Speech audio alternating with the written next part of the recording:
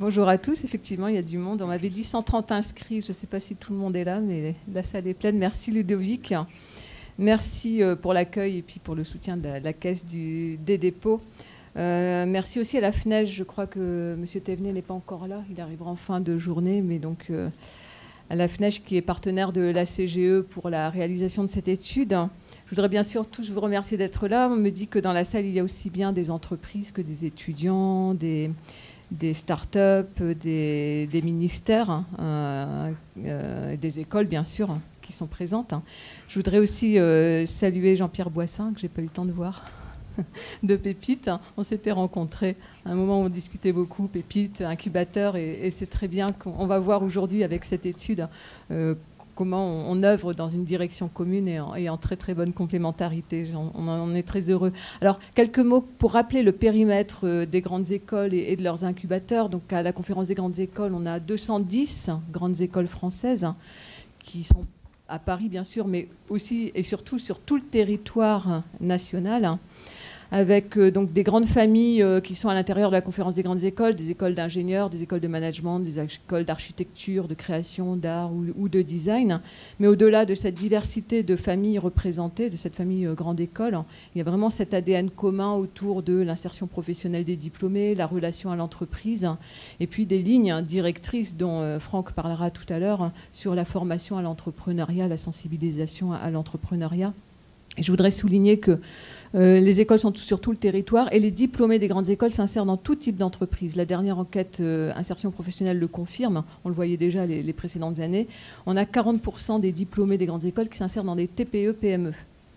30% dans les ETI, 30% dans les grands groupes. Mais les diplômés des grandes écoles ne vont pas que dans les grands groupes. Parfois, on entend cette idée reçue.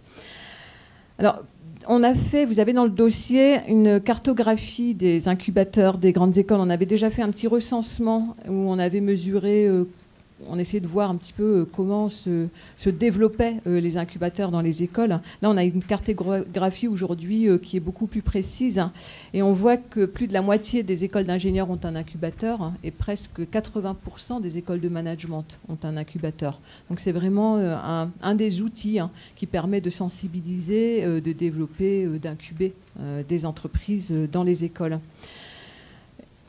Ce qui est intéressant également, c'est qu'on voit que 60% de ces incubateurs sont dans les territoires, dans les régions, en dehors de la région parisienne, et que la quasi-totalité, 84%, donc c'est pas 100%, mais c'est beaucoup, de ces incubateurs se trouvent dans des métropoles qui sont labellisées French Tech. Et donc avec les liens qu'on essaye de bien comprendre entre les incubateurs des écoles, leur participation dans les dynamiques territoriales, mais surtout les liens dans ces écosystèmes de l'innovation, incubateurs, les pôles pépites et puis tous les autres dispositifs qui sont à l'œuvre dans les territoires pour favoriser les dynamiques entrepreneuriales.